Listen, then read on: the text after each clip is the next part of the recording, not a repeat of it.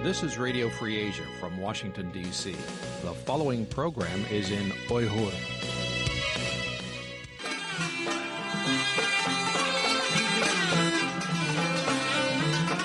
Erkin Asya Radyosu. Erkin Asya Radyosu.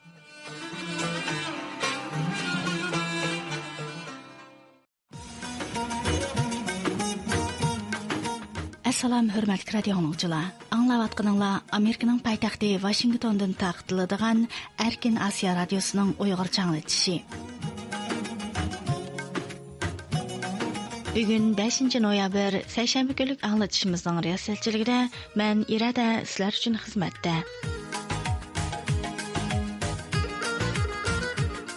Hörmətli radio dinləyicilər, təndə qısqa xəbərlər anlaysızlar. Bugünkü qısqa xəbərlərimizni öz müxbirimiz Javlan tayyorlagan. 5 noyabr kuni Asiya xabarlari to'g'rida e'lon qilingan bir maqolada Dunyo Uyg'ur qurultayining muavin raisi Zumrat Oy Erkin bilan bo'lgan suhbatning mazmuni berilgan. Uningda nuqtali qilib Dunyo Uyg'ur qurultayining 8-navbatlik vakillar qurultayining nemishqa Bosniya poytaxti Sarayevoda o'tkazilganligi, G'arb davlatlari Uyg'ur elidagi yig'ilish lagerlari ham bunga munosabatli kishilik huquq jinoyatlariga ko'ngil bo'layotganda, O'rta Osiyodagi qo'shni davlatlarning buningga nemishqa sukut qilganligi tahlil qilingan. Zumrat Oy Erkin muxbirga bergan javobida Bosniya poytaxti Sarayevoning irqiy qirg'inchilikqa shohid bo'lgan bir joy ekanligi, shundoq joyda yashagan kishilar va siyosatchilarning Uyg'urlarning beshiga kelgan zulm va ziyonkashlikni tushunganligini aytgan. Bosniya musulmonlar ko'p sonli bir davlat bo'lib, Uyg'urlar bilan dindoshligi sababidan kuchli hissdoshlik va hamkorlik tuyg'usiga ega ekan.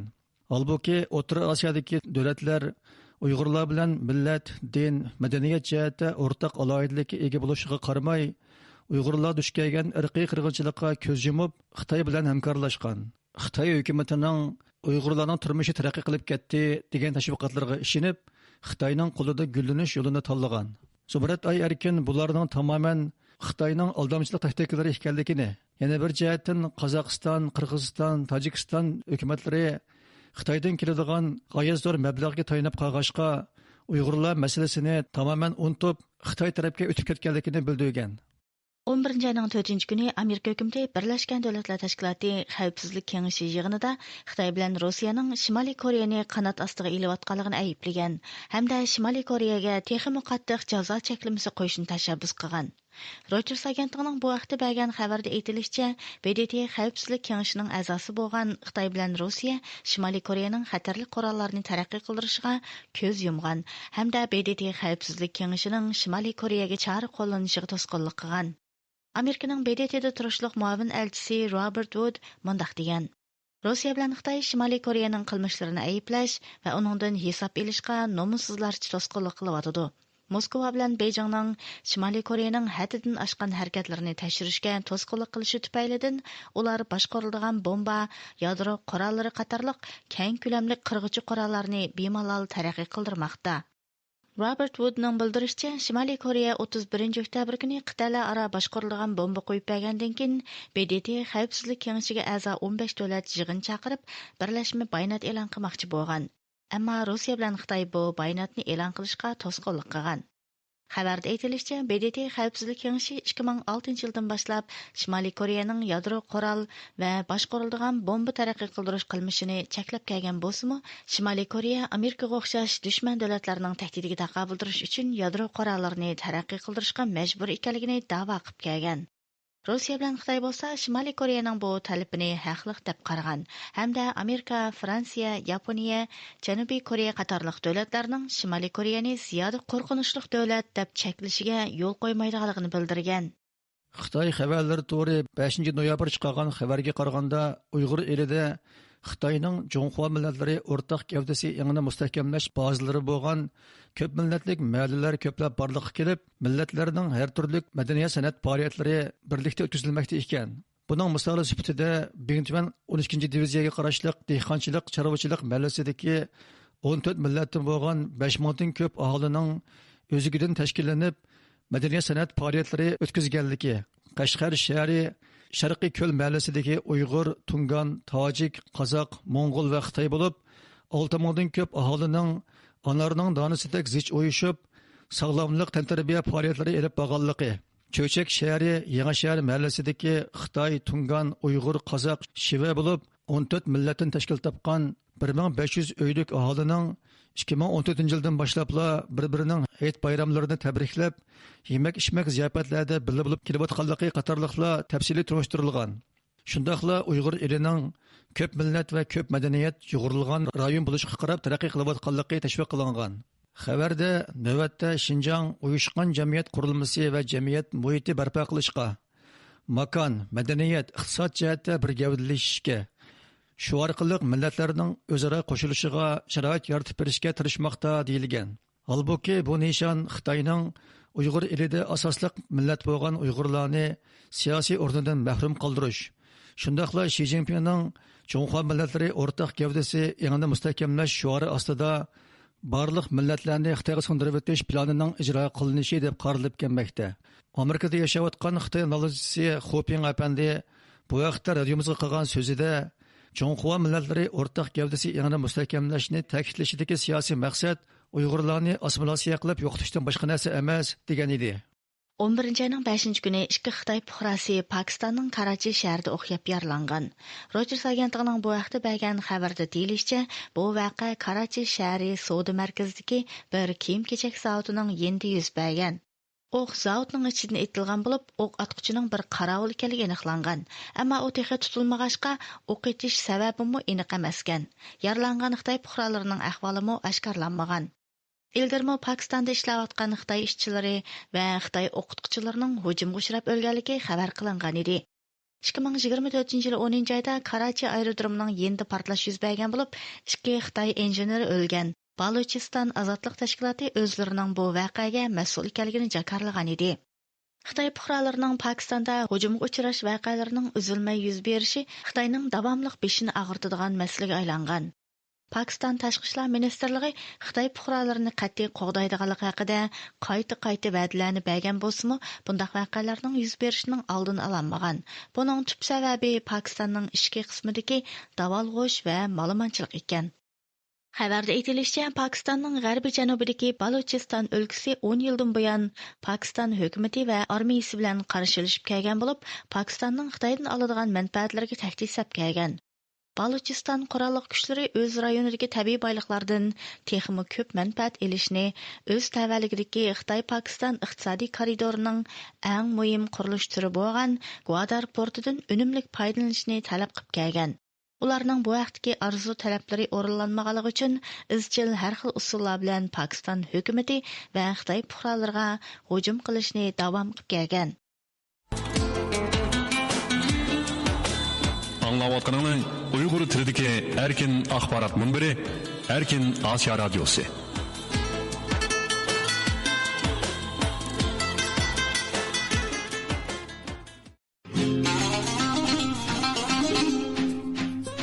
Hörmətli radio dinləyicilər, Erkin Asiya radiosi Uyğurcha bölümünün seshanba kunlik anlatışı davam qilmoqda. Tanda diqqətinizə təfsili xəbərlər səhifəmiz bo'yicha anlatış berimiz. Bu anlatışımızda öz və ixtiyari müxbirlərimiz tayyorlagan mühim uçurlar diqqətinizdə bo'ladi.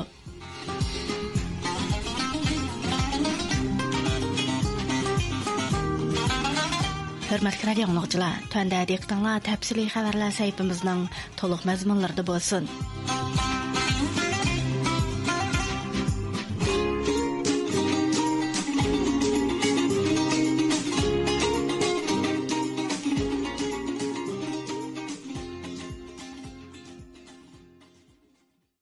Xitoyning Afg'onistondagi bosh elchisi yaqinda Xitoyning buningdan keyin Afg'onistondan kirgan moldan tamojni beji olmaydiganligini, Xitoyning Afg'onistonga qurilish, energiya va iste'mol sohalarida yordam qilganligini bildirgan. Dunyoda ikkinchi cho'ng iqtisodiy gavda bo'lgan Xitoy bilan xalqaro rasmiy e'tirof qilinmagan Taliban hokimiyati o'rtasidagi bu iqtisodiy hamkorlik Xitoyning yangi mustamlika strategiyasi deb qaralmoqda. Shundaqla bu taraqqiyotlar kommunist Xitoy bilan Talibanning o'rtaq nuqtalarini ko'rsatib bermoqda. Tanda muxbirimiz Javlanning bu vaqtda tayyorlagan siyosiy muloyisining birinchi qismi diqqatingizda bo'lg'ay.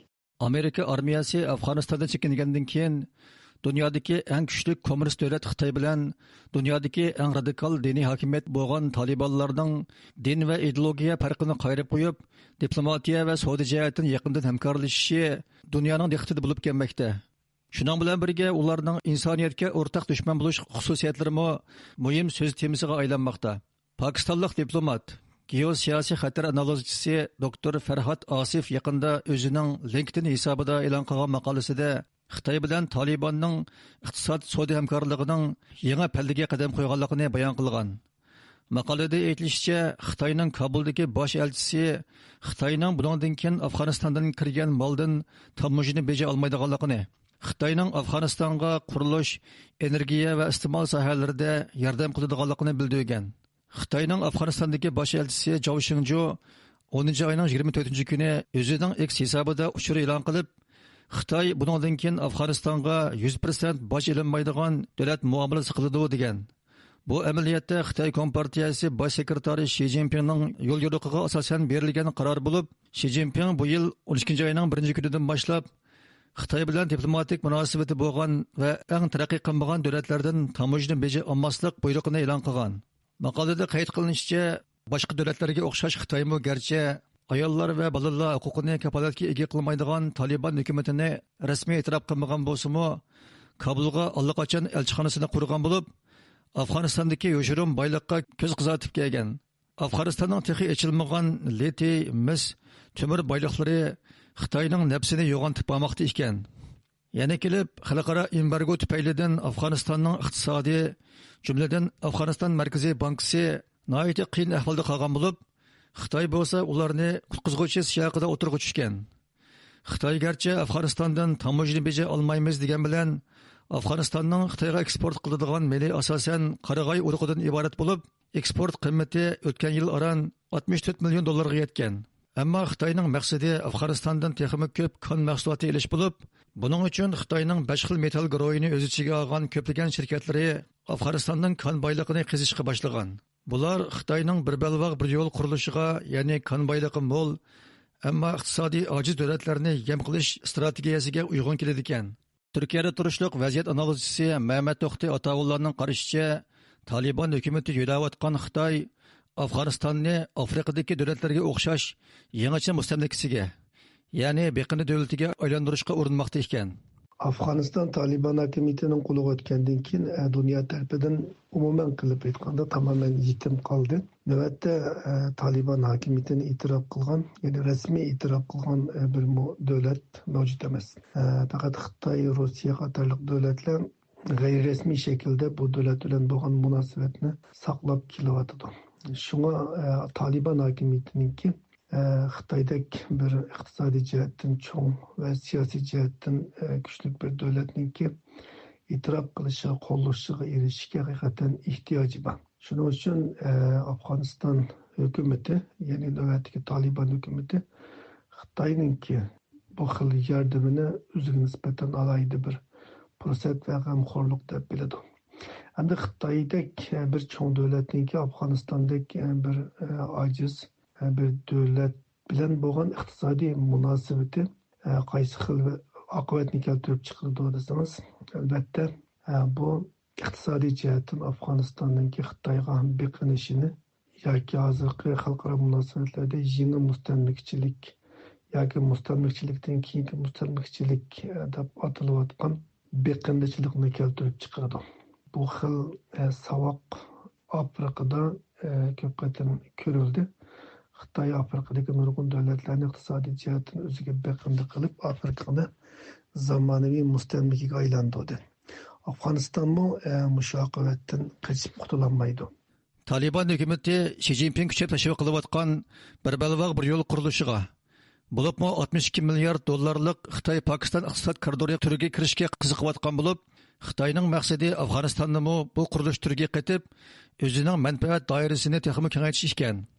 Amerikadagi siyosiy analizchi Gordon Chang apandi mundaq deydi. China and the Taliban need each other. China gets access to a rich source of minerals. Xitoy bilan Taliban bir-biriga muhtoj. Xitoy u yerdan mo'l tabiiy boyliqqa erishidi. Xitoy Afg'onistonni bir yo'l bir balvoq planiga, bo'libmi mag'lubiyat ustidagi Xitoy-Pokiston iqtisodiy koridori qurilishiga so'rab kirmoqda.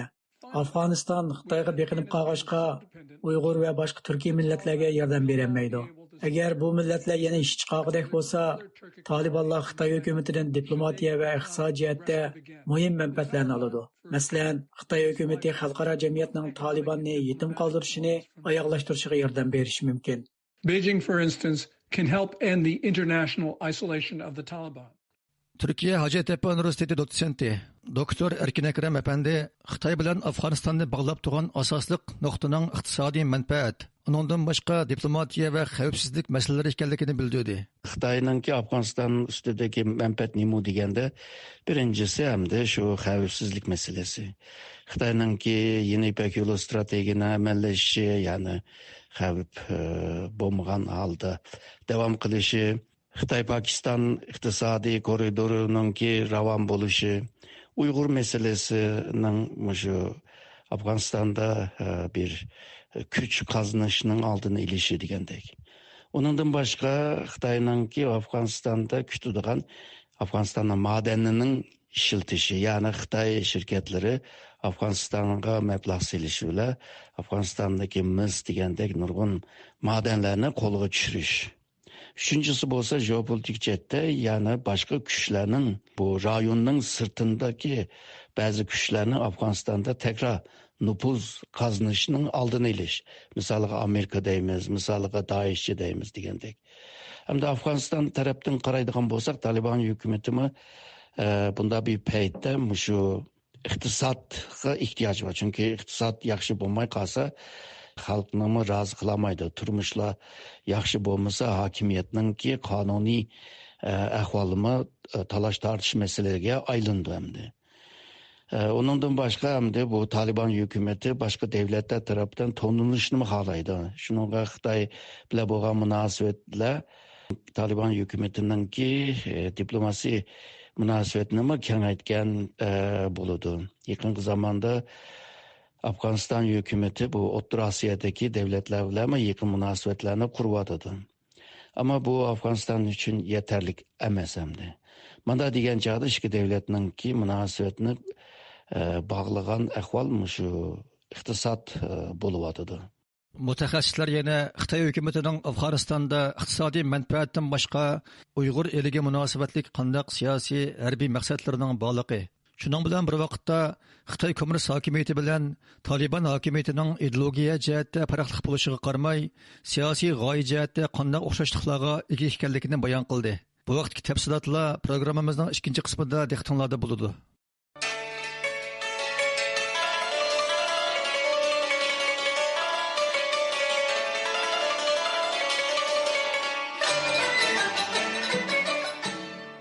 Xitoy taratqularga qaraganda Xitoyning G'arbning gazini sharqqa yetkazish qurilishining Uyg'ur diyarining janubiy qismidan o'tadigan yana bir yangi tabiiy gaz turba yo'li bitgan. Xitoy hukumat taratqularning ilgari surishicha, mazkur tabiiy gaz turba liniyasining bitishi janubiy Uyg'ur eliga 10 millionga yaqin xalqqa naf yetkazarmish. Halbuki Xitoy statistikasiga qaraganda Uyg'ur elining janubidagi 3 viloyat, 2 oblastda 2 million nüfusning nima uchun hozirga qadar gaz bilan ta'minlashga erishamaganligi tilga ilinmagan. Bugungacha Uyg'ur eliga yerlik Uyg'urlarning o'z yeridan chiqayotgan bu boyliqlardan bahramand bo'lamasligi kuchli savol paydo qilmoqda. Tunda o'z muxbirimiz Shariyaning bu vaqtdagi ma'lumotiga diqqat bergaysizlar. Xitoy doiralarining 2000 yillarning boshlari Uyg'ur diyorida bitib, rasmiy ishga kirishgan G'arbning gazini sharqqa yetkazish qurilishini boshlagan 20 necha yildan buyon Uyg'ur nufusi zich o'ltiraqlashgan Uyg'ur elining janubidagi ko'p sondagi aholining yanala gazsiz qilayotganligi, bu rayondagi asosliq aholi Uyg'urlarning o'z zaminidagi bu boylik manbalaridan bugunga qadar bahramand bo'lolmayotganligi bilinmoqda. Yaqin yillardan buyon Xitoy hukumatining Uyg'ur diyorini Xitoyning 8 cho'ng ishlab chiqarish to'piga aylantirishni jiddiy ravishda amaliylashtırishni kuchaytirish bilan tang, yana rayonning tabiiy gaz turba yo'lini to'rlashtirish va G'arbning gazini sharqqa yetkazish qurilishini kengaytirish qadamini kun sayin tezlatayotganligi ma'lum. Xitoy boshqarishidagi Tangirtaq to'rining 31 oktyabrdagi xabarda aytilishicha, 28 oktyabr kuni Xitoyning G'arbning gazini sharqqa yetkazish qurilishining Uyg'ur diyarining janubiy qismidan o'tadigan yana bir yangi tabiiy gaz turbi yo'li tamomlangan. Bu haqdagi xabarda mazkur tabiiy gaz turbi liniyasining bitishining Janubiy Uyg'ur elidagi 10 millionga yaqin xalqqa naf yetkazilganligi ilgari surilgan. Halbuki Xitoy statistikasiga asoslanganda Uyg'ur elining janubidagi 3 viloyat va 2 oblastda hozir 12 milliondan ortiq aholi yashaydiganligi, Uyg'urlarning bu rayonlardagi nufusining 70%ni tashkil qildiganligi ma'lum. Agarda tabiiy gaz bilan ta'minlashdan 10 million odam bahramand bo'lalgan bo'lsa, qolgan 2 milliondan ortiq odam texcha buningga erisholmagan. Xitoyning bu haqdagi xabarlarda Uyg'ur diyarining janubiy qismidan ishkiri Xitoyga tutishadigan gaz turbi liniyalari orqali ko'p yillardan buyon Xitoyning necha o'nlagan o'lka va shaharlardagi 400 milliondan ortiq aholining turmushi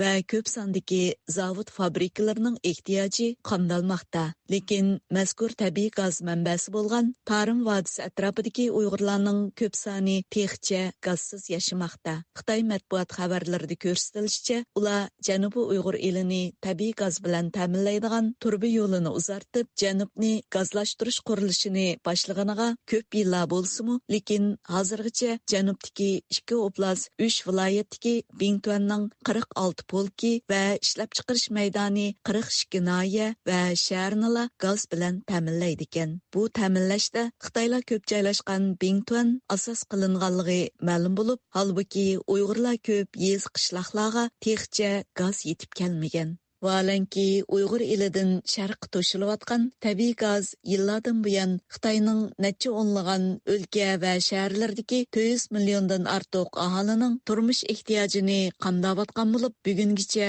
Uyg'ur elidagi yerlik Uyg'urlarning o'z yeridan chiqayotgan bu boyliqlardan va imtiyozlardan to'liq bahramand bo'lolmasligi kuchli savol paydo qilmoqda. Amerikadagi Chicago universitetining tahdidlik professori, kishilik huquq advokat analizchi Tengbiao bu haqdagi inkasida Xitoy Kompartiyasining azaldan o'z hokimiyatining manfaatini chiqish qiladigan mustabid davlat tuzilma qurilmasining g'arbiy rayonda yashayotgan yerli xalqlarning o'z ziminidagi boyliqlardan mahrum qilishiga sabab bo'lishidagi muhim omil ekanligini ta'kidlab, o'z fikrini mundoq bildirdi. 按照中国相关的法律，它把这个自然资源的所有权定为国家。 Xitoyning munosabatli qonunlariga asosan tabiiy boyliqning egdorlik huquqi davlat ilkiga qilib bekitilgan. Xitoy eng asosiy shakldagi demokratiya, huquq, manfaat va javobgarlikni ustiga olmaydigan mustabid davlatdir.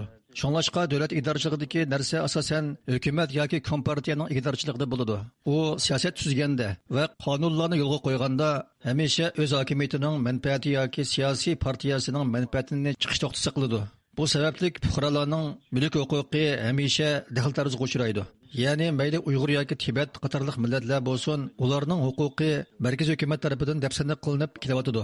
Aslida g'arbiy rayonlardagi milliy avtonomiya qonuni, aloqador qonun belgilamalari va asosiy qonunga asosan bu joylarning yerlik iqtisodiy siyosatlarini tuzishda yuqori darajadagi avtonomiya huquqi bo'lishi kerak. Albuki bu asosiy qonunlar Xitoyda faqat quruq so'z bo'lib, u qattiq ijro qilinmaydi va hurmat qilinmaydi. Shunga bu boyliq jihatda fuqarolar, shaxslar va osonliq millatlarga ig'ir adolatsiz muomala qilishni keltirib chiqaradi. 在这个自然资源方面，公民个人和作为这个少数民族的这个整体都会受到严重的不公平对待。 U yana Xitoy hukumati Uyg'ur rayonidagi tabiiy boyliqlarni talon-taroj qilyotidi deb atab turib, uning Uyg'ur rayonidagi yerli xalqning huquq manfaati va muhit bulg'anishi jihatdan ig'ir buzg'unchiliklarni ilib kelayotganligini ta'kidladi. U mundaq dedi: 中共在新疆进行的掠夺式开发，就是侵犯当地的人民的利益。 Xitoy Kompartiyasining Xinjiangdagi boyliqlarni talon-taroj xarakterida echish qilmishi yerli xalqning manfaatiga daxl-taruz yetkazdi. Jumladan rayonning muhitini buzyapti. Ammo mayli qandoqli bo'lsin, xalqaro qonun nuqtasidan olib aytganda, hozirgacha har qanday unumli belgilamani ko'rish tez. Buningdan boshqa, hozirgi xalqaro qonun sistemasi va xalqaro kishilik huquq sistemasida Xitoy Kompartiyasi jamoasining rayondagi tabiiy boyliq manbalarini qonunsiz egallab olganligiga, hatto uning harakatini mustamlakachilik deb turiga ayirishga qarata unumli jazo beradigan chora-tadbir yo'q. Masalan, bir qism demokratik davlatlar majburiy emgak, irqiy qirg'inchilik qatorliqlarga qarata ba'zi jazolarni tuzdi hamda buningga munosib mas'ul kishilar va shirkatlarga qarata ba'zi jazolarni yo'lga qo'ydi. Vaholanki, boyliqlarni butunlay egallab olish va bilan talon qilishdak mustamlakachilik qilmishiga texi unumli cheklama va jazo yo'lga qo'yilgani yo'q.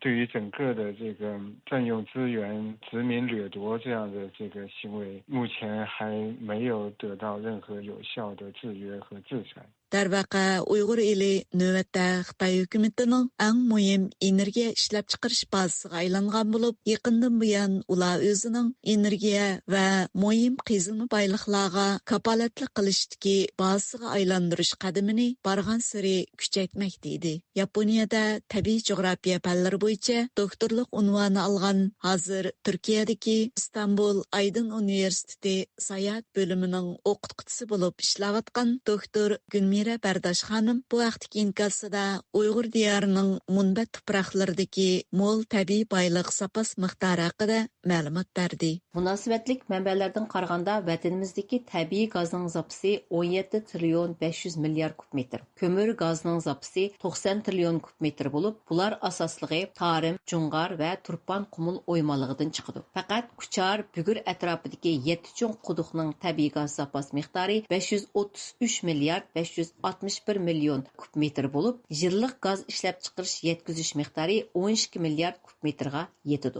Onun bildirişçe, Xitay xabarlarida aytganidek, Uyghur diyarının janubi qismidan o'tadigan bu yeni tabiiy gaz turbi yo'lining Janubi Uyghur elidagi 10 milliondan ortiq xalqqa naf yetkazdiganligini, to'g'ri deb qarmaydiganligini ilgari surib, bu vaqtdagi qarshini sharhlab o'tdi. Xitay hökuməti G'arbning gazni sharqqa yetkash niqobi ostida 4 liniyalik turbi yo'li bilan vatanimizning tabiiy gazni ishkirki o'lkalarga to'shmoqda. Tarimdan boshlanib Shanxayga boradigan birinchi liniya 2005-yili rasmiy yo'lga qo'yilgan bo'lib, umumiy uzunligi taxminan 4000 kilometr. Loyihalangan yillik gaz to'shish miqdori 12 milliard kubmetr. Ikkinchi liniyaning qurilishi 2008-yili boshlangan. Turbi yo'lining umumiy uzunligi 9102 kilometr. Qo'rg'osdan Guangzhou bo'lgan yillik gaz yetkazish miqdori 30 milliard kubmetr. 3-liniyaning qurilishi 2014-yili tamomlangan. Chungardan Fuzhougacha umumiy uzunligi 7378 kilometr. Yillik gaz yetkazish sig'imi 30 milliard kubmetr.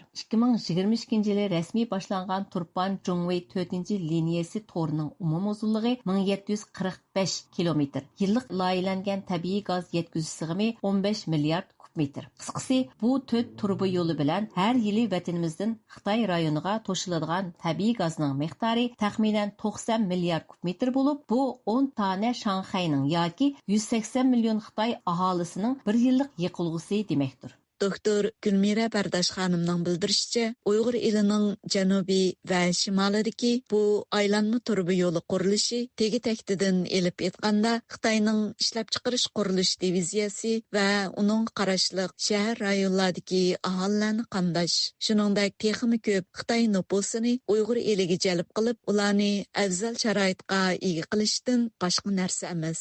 U bu vaqtda to'xtalganida Xitoyning 2000-yillarning boshlari kirishtirishni boshlagan G'arbning gazini sharqqa yetkash qurilishida kimning haqiqiy naf elayotganligini statistikalik ma'lumotlar bilan izohlab mundaq dedi.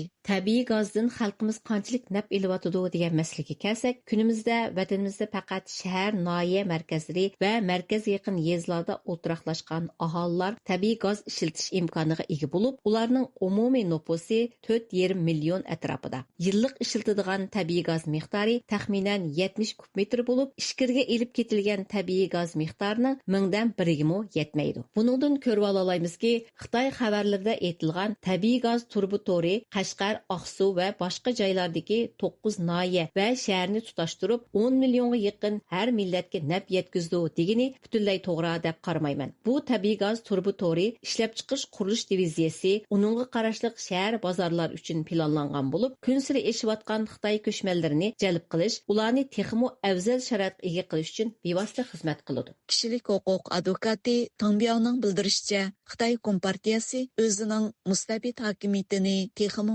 müstahkamlash va uni davomlashtirish g'arizini ishga oshirish uchun Uyg'ur elidagi bu mo'l tabiiy boyliqlarni izchil holda o'zining hujum nishoni qilib kelgan. U mundaq dedi.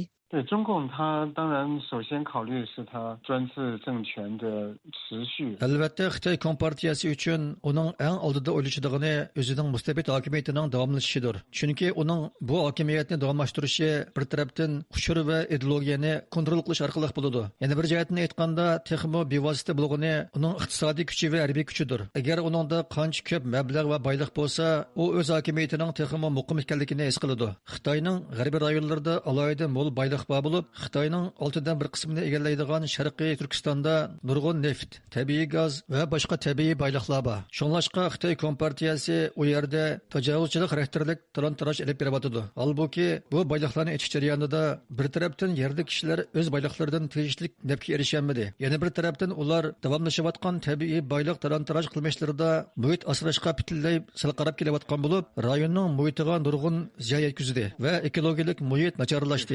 考虑环境的保护，所以也就造成了大量的环境破坏和生态恶化的问题。 Xitoyning G'arbning gazini sharqqa yetkazish qurilishi yo'lga qo'yilgandan buyon xalqarodagi Uyg'ur tashkilotlari va muhit qo'g'dug'chilarining qattiq qarshi turishiga uchrab kelayotgan edi. Ekologiya va muhit asrash sohasidagi mutaxassislar Xitoyning bu xil qurilishlarining bir yoqdan Uyg'urlarning o'z zaminidagi yashash bo'shlig'ini taraytib, Xitoy nüfusini ko'paysa, yana bir yoqdan Uyg'ur diyarining ekologiyalik muhit tamponligini buzib, havosini bulg'ab, yerlik aholilarning kundalik turmush va ishlab chiqarishiga ig'ir ziyon elib keldiganligini bildirgan edi. Darvaqa Xitoyning Uyg'ur diyarining munbat tuproqlaridagi mo'l tabiiy boylik manbalarini bulang-talang qiladigan atalmish G'arbning gazini sharqqa yetkazish qurilishi nomi ostidagi bir yurish strategiyalik boylik qizish va tush planining Uyg'urlarga naf berish u yoqda tursin,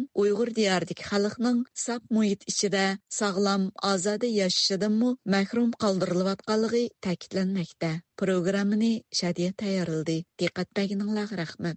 Yaqında İstanbulda öz aldığa iyilik tiklashga qiziqadigan bir turkum Uyg'ur yoshlarining bir yerga jam bo'lishi bilan bir leksiya faoliyat o'tkazilgan. Bu faoliyatga Palvon yoshlar markazi yetakchilik qilgan bo'lib, uningda muajiratdagi Uyg'ur yoshlarining iyilik tiklashga bo'lgan qizg'inligi va ehtiyoji nazarda tutilgan ekan. Tanda bu faoliyat haqidagi tafsiliy xabarni İstanbulda turishliq ixtiyoriy muxbirimiz Arslandan anglaysizlar. Palvon yoshlar markazi Uyg'ur yoshlarini iyilik tiklash yo'llariga yetaklamoqda. Markaz İstanbul'daki Palvon yoshlar markazining uyushtirishi bilan Musobay iyilik tiklash programmasini to'nishtirish faoliyati o'tkazildi. Yaqinda o'tkazilgan bu uchirish faoliyatida 80 atrofida iyilik tiklashga qiziqadigan Uyg'ur yoshlari bir yerga jam bo'ldi. Bu uchirishda Palvon yoshlar markazining mas'ullaridan Samarjan qatorliq bir qancha kishi so'z qilib, iyilik tiklashning usullari va o'rnaklari to'g'risida to'xtaldi.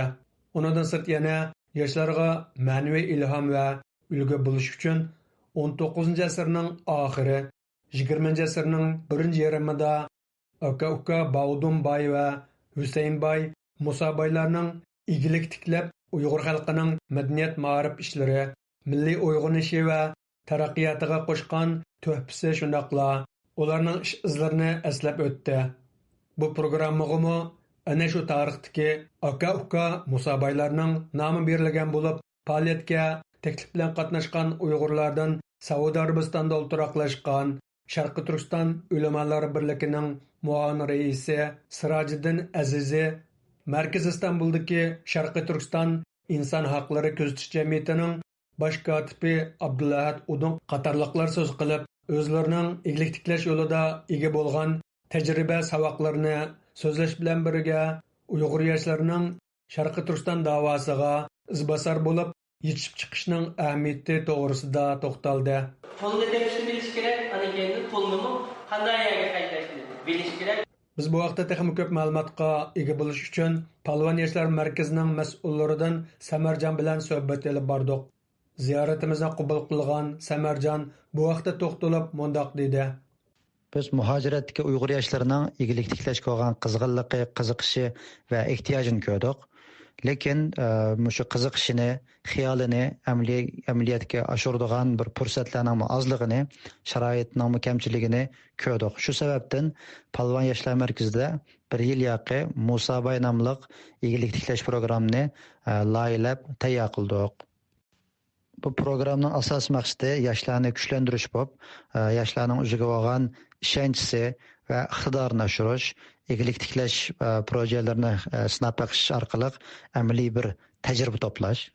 Samarjon Musabay egilik tiklash programmasining maqsadi to'g'risida to'xtalib mundoq dedi. Musabay programmasi jami 7 oy bo'lib, boshdagi 2 oyda tizimlatgan bolalardan 40 nafar tanlandi va bu bolalar bir-birisi bilan tanishib, guruhlashib, har bir guruh o'zi qiziqqan sohada bir tijoriy fikr planni tuzab chiqadi. 2 oydan keyin bu planni sunib, yana 4 guruh tanlanib, buning ichida shu 4 guruhga har birisiga $4,000 iqtisodiy destek yaratib berildi. Shu sharoit ostida oxirgi 5 oyda shu tijoriy fikrni amaliyotda bir sinab boqadigan, ijro qilib boqadigan bir fursatga ega bo'ldi. Samarjon yana mundoq dedi. Biz bu faoliyatni qilishdan 2 kun burun Arkan Osiyo radiosida bir xabar angladik. U bo'lsa vatanimiz Sharq Turkistonning Atush shahrida Akufka Musabaylarning haykallarining chiqayotganligi va buni Xitoy hukumati diniy oshqulluq deb sabab ko'rsatgan xabar kelgan. Naq shunda tarixiy shaxslarning ish izlari yo'qotilayotgan, ruhiy tariximizdan o'chirilayotgan shunda paytda muhojiratda biz bularning ro'yini yana bir yoshitish, Musabaylarning vatanimizga bo'lgan ta'siri, jamiyatga bo'lgan ta'sir kuchini yoshlarimizga eslatish va ularning fidokorlik ro'yini davom qilish uchun izbosarlarni yetishtirishimiz nihoyatda ahamiyatli va muhim ish deb o'ylayman. Samarjon so'zida yana Palvon yoshlar markazi to'g'risidagi savollarimizga javob berib mundoq dedi. Palvon yoshlar markazi 2019-yildan boshlab shu Istanbuldagi Uyg'ur jamiyati uchun xizmat qilishni boshlagan. Yangi boshlaganda faqat yosh yigitlar uchun mashq qiladigan boksor darsi berdik. Vaqtning o'tishi bilan teximdan jiq yoshlar yig'ildi, ularning teximdan jiq ehtiyojlari o'ttirib chiqdi va yoshlar ham bir-birisi bilan yaxshi tanishib, hamkorlashib, o'zining ehtiyojini hal qilish uchun darslarni tashkillaydigan, ijtimoiy faoliyatlarni tashkillaydigan holatga keldi. Hamda bu yoshlarga teximdan yaxshi bir sharoit yaratib berish uchun, iqtisodiy jihatdan bir manba izlash uchun Palvon yoshlar markazini qurgan. Biz o'n atrofidagi xizmatdoshmo o'zimizni taraqqiy qiladigan, kasbiylashadigan, onun için iqtisodiy masalalarni hal qilish uchun qadam atdik. Samarjon Palvon yoshlar markazining xizmat faoliyatlari to'g'risida to'xtalib mundoq dedi. Bu ishlarni yangi boshlagan vaqtida iqtisodni o'zimiz yanimizdan chiqarib, xolisan shaklda xizmat qilishda boshlagan, keyin oilamizdan, do'stlarimizdan desteklar keldi. Onun için har xil yerlarga kichik proyektlarni iltimos qilib, iqtisod masalalarini hal qiladigan holatga kelgan. Eng oxiri 2 yil burun Amerikadagi PAC degan bir tashkilotga 2 yillik cho'nqaroq bir proyektni sunib, ular bilan to'xtamlashib 2 yillik iqtisodni hal qiladigan bir fursatga ega bo'ldik va bu jarayonda o'zimizni taraqqiy qildirib, har xil darslarga, mashqlarga, kurslarga qatnashib, mana bugünkidek Musabay programmasini loyihalaydigan, shu jarayonda boshqa yoshlarga fond fursatlarini bera oladigan, uning hisobotini, to'xtamlarini tuzalaydigan, arxivlashtira oladigan holatga keldik.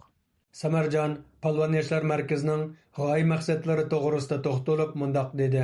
Palvon yoshlar markazining g'oyasi o'zining milliy va diniy kimligi aniq, irodasi mustahkam asosda har xil odamlar bilan hamkorlasha oladigan, jamiyatga ta'sir qilib o'zgartira oladigan yoshlarni yetishtirish. Biz yana Uyg'ur yoshlarining eglik tiklash to'g'risida fikr qarashlarini olish uchun Uyg'ur yoshlaridan Istanbul universiteti o'quvchisi Islom Ali bilan suhbat olib bordik. Islom Ali mundoq dedi. Bu faoliyat nihoyat ahamiyatli va ko'ngilli o'tdi.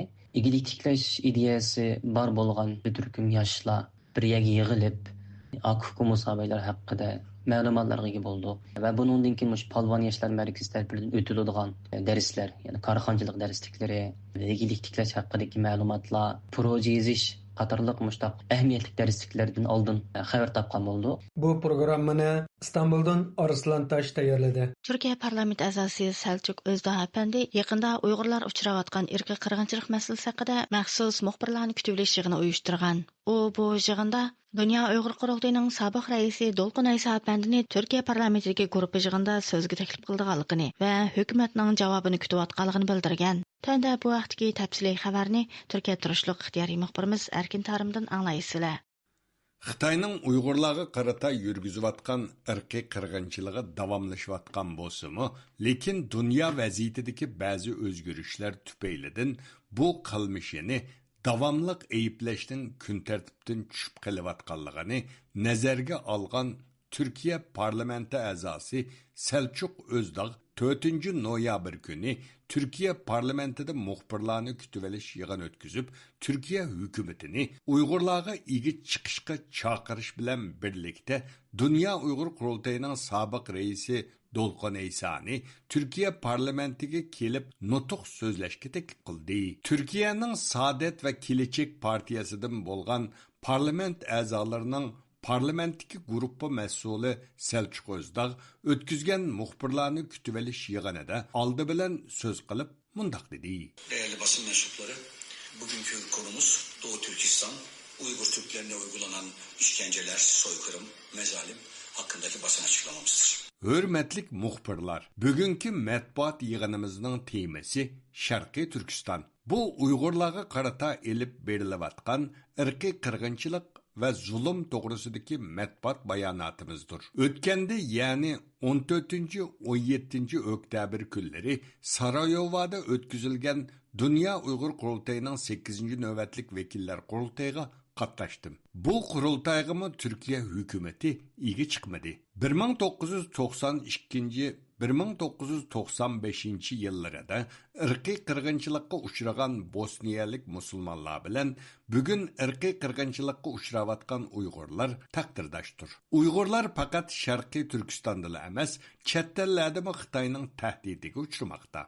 Xitoy chet eldagi Uyg'urlarning urug' tuqqanlarini go'ro'ga elib olib, ularni o'zlariga ishlashga majburlamoqda. Selçuk Özdağ Efendi Xitoyning bu rezil siyosatini Türkiye siyasetçileriga ve parlamentaga anlatish uchun Dünya Uygur Qurultayı sabiq reisi Dolqun Aysani Türkiye parlamentaga teklif qilganligini bayon qilib mundaq dedi. Doğu Türkistan ve Uygur davasının savunucusu Dolqun Aysa'nın Türkiye Büyük Millet Meclisi'nde grubumuzda konuşma yapması için davet ediyoruz. Bakalım iktidar ne yapacak?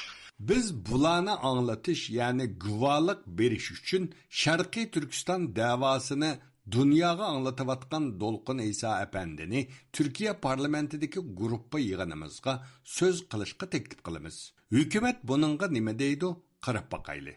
Parlament a'zosi Selçuk Özdağ Efendi o'tgan hafta Uyg'ur masalasini Türkiye parlamenti umumiy yig'inida o'tirg'a qo'yganda hokimiyat beshidagi Adalet ve Taraqqiyot partiyasidan bo'lgan parlament a'zosi İbrahim Ufuk Kaynak Efendi uning deganlariga qarshi turib Xitoyning Uyg'urlarga zulm qilmayotganligini, buni Angliya ve Amerika qatorliq davlatlar uydurib chiqargan narsa ekanligini ilgiri sürgen idi. Selçuk Özdağ Efendi 4 noyabr günü Türkiye parlamentida muxbirlarga bergan bayonotida o parlament a'zosiga cevap verip mundaq dedi. Adalet ve Kalkınma Partisi ve ortaklarının oylarıyla reddedilen önergemiz hakkında parti milletvekili İbrahim Ufuk Kaynak tarihe kara bir leke olarak geçen bir gerekçeyi Türkiye Büyük Millet Meclisi'nde genel kurulunda tutanaklara geçirdi maalesef. Biz bir qancha qitim Uyg'ur irqiy qirg'inchiligi to'g'risida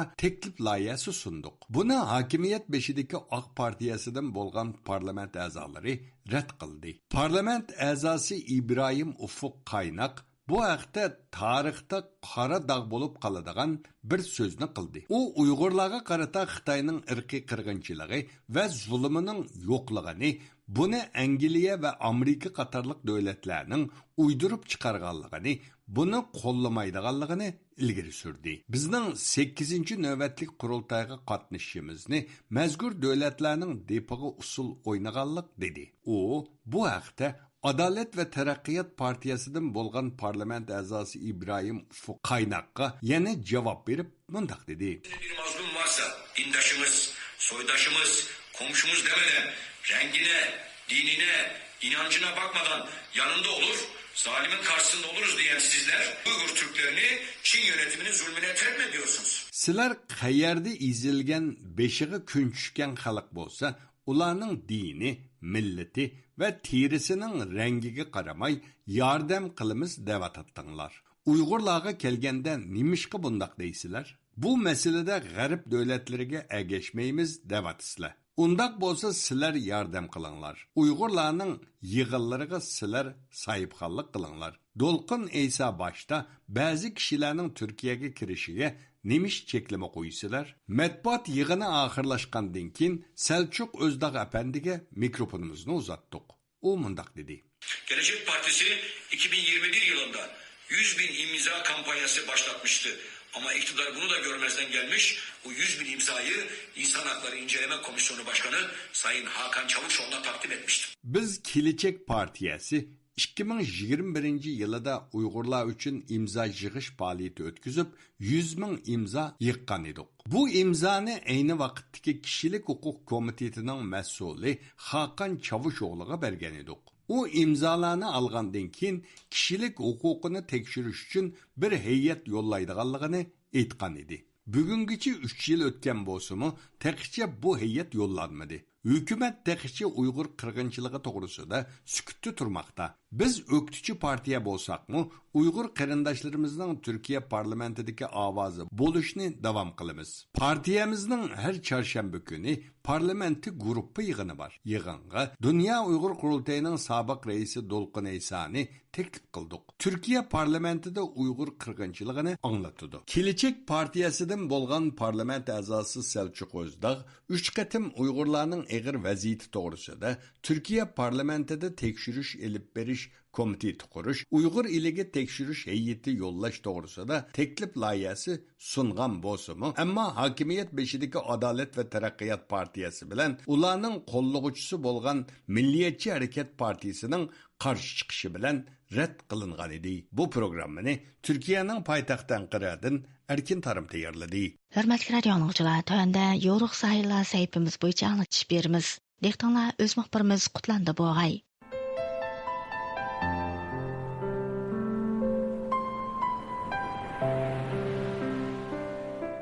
Assalomu alaykum, hurmatli radio anglag'uchilar. Yoruq sahillar sayfimizga xush keldinglar. Men mazkur sayfining programma riyosatchisi Qutlan.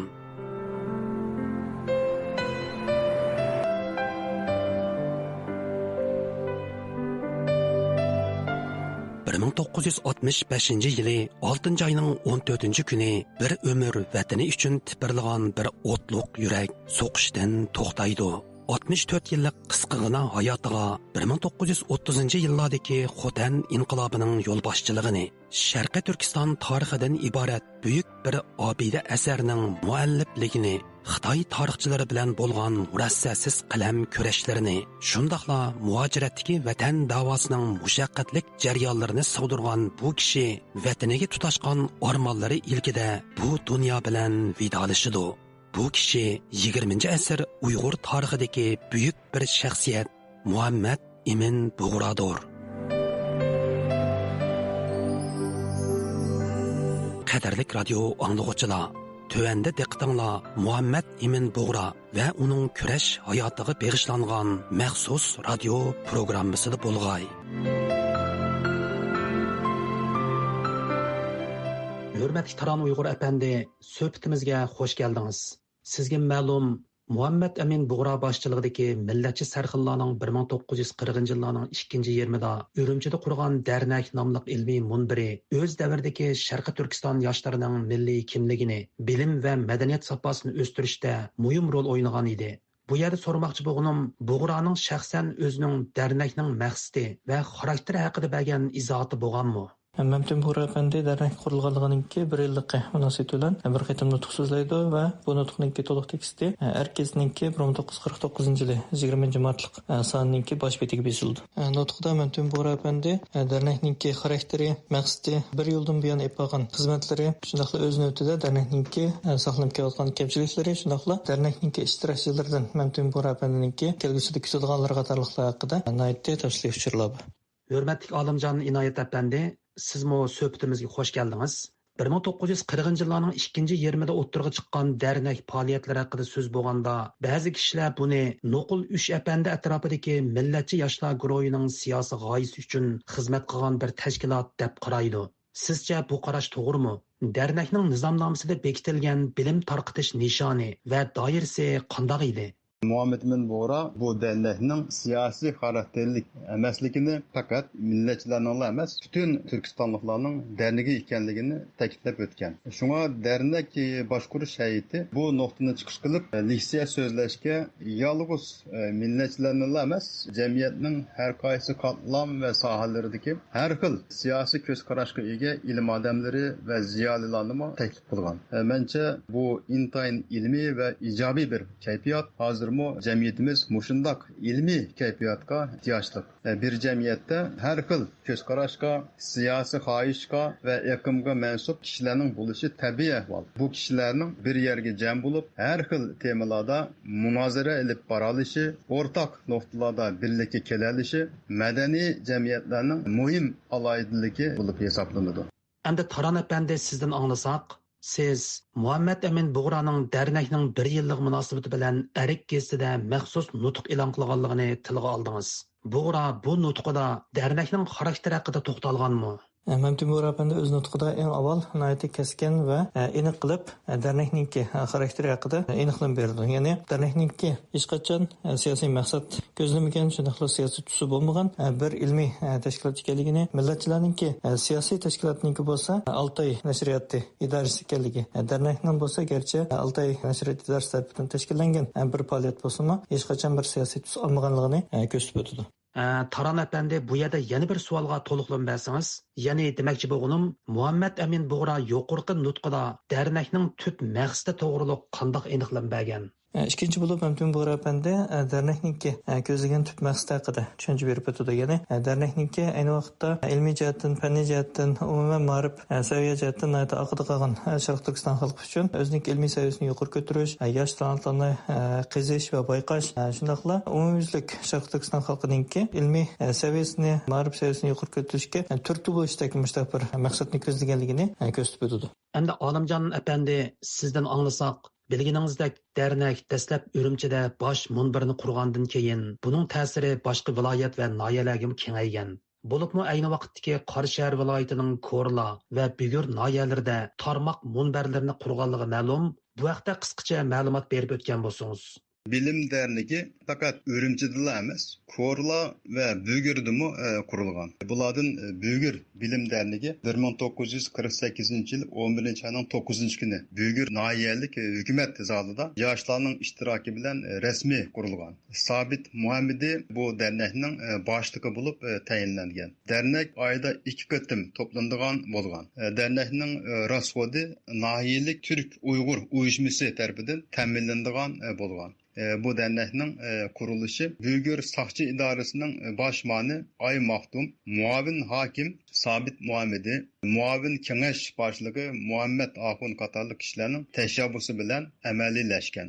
Endi Taron apandi, yuqorida ta'kidlab o'tganingizdek, dernek o'z mohiyati bilan bir siyosiy tashkilot emas yoki ma'lum bir guruhning maydonini ifoda qiladigan organmi emas, balki bilim taqitishni nishon qilgan ilmiy va ommaviy munbardan iborat. Undaqda uning ommaviy xarakterini qanday tushunish kerak? Mamtun Bug'ra apandi dernekninki ommaboplik xarakterini ta'kidlaydi. Ya'ni dernekning hech qachon ma'lum bir shaxsninki yoki bo'lmasa ma'lum bir siyosiy tashkilot yoki guruhninki so'rini bo'lib qolmasdan butun Sharq Turkiston xalqiga umumyuzlik xizmat qiladigan bir ommaviy so'rin ekanligi, xolis bir ilmiy qurultay ekanligini ta'kidlaydi. Olimjon apandi, endi sizdan anglasak, siz dernekning Ko'rla va Bugur qatorliq noyalardami sho'ba munbarlar qurilganligini tilga oldingiz. Mumkin bo'lsa dernekning Ko'rla sho'basi haqida uchur bergan bo'lsangiz. Bilim dernegi Ko'rlada qurilgan. Ko'rla dernekçileri 1948-yili 10-ayning 11-kuni dernekning 2-chi qatimliq yig'inini uyushtirgan. Ko'rla dernekining raisi Abdul Tayyip Dilshod apandi bo'lgan. Rais dernekning 2-chi qatimliq yig'inida dernekning ahamiyatini bilim berish va bilim elishda, sog'lom ruhiyatni kuchaytirishda va milliy birlikni chingitishda muhim vosita deb ko'rsatgan. Taran әпәнді, sizga ma'lum 1940 yillarning 2 yarmi siyosiy jihatdan davolg'ishlarga to'lgan, Sharqiy Turkistonning siyosiy taqdiri belgilanish oldida turgan favqulodda yillar edi. Mana bu shundoq bir favqulodda mezgilda dernek faoliyati mavjud bo'lib turdi. Sizcha bu yillarda dernek duch kelgan eng zo'r qiyinchilik nima edi?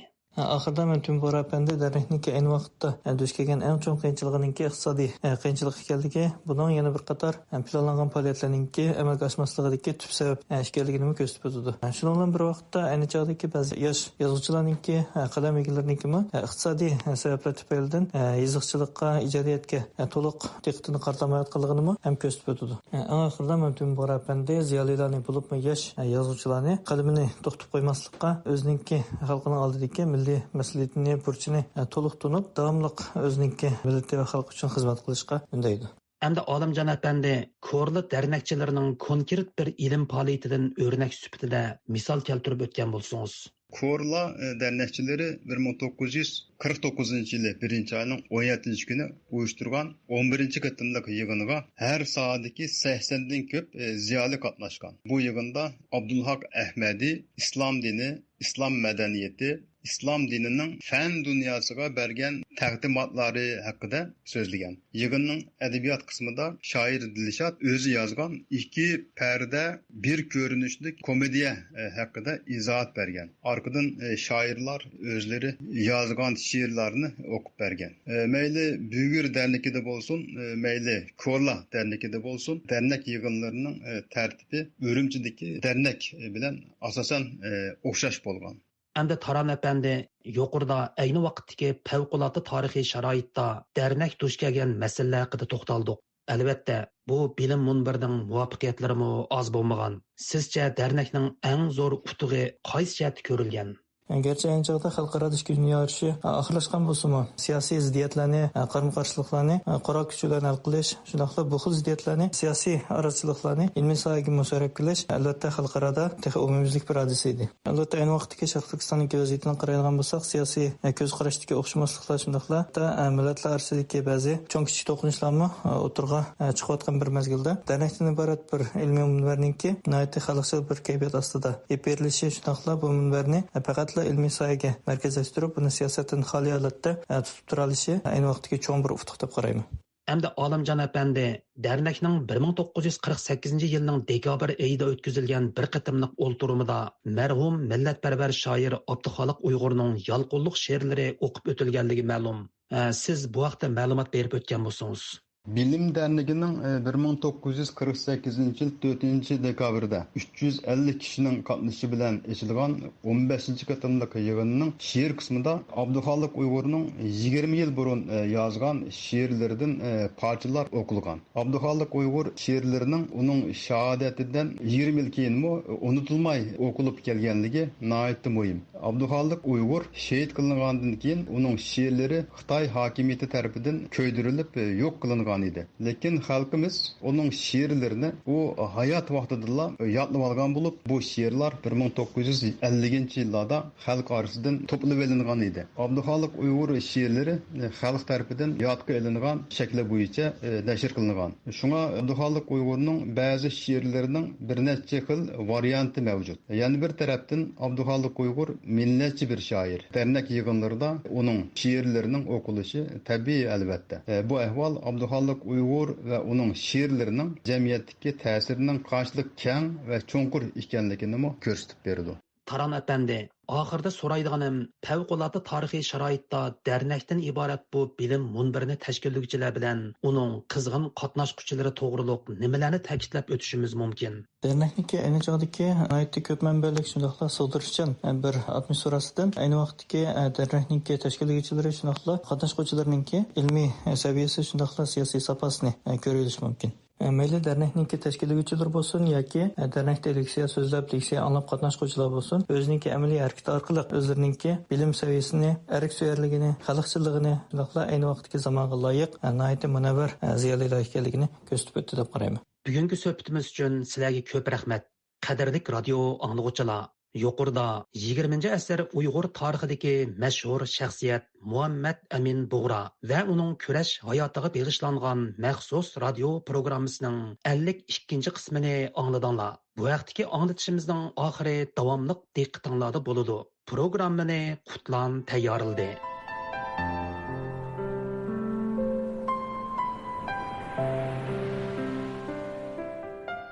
Qimmatlik radio anglovchilar, shuning bilan Yo'riq Sayillar sayfisining bugungi anglatishi bu yerda oxirlashdi.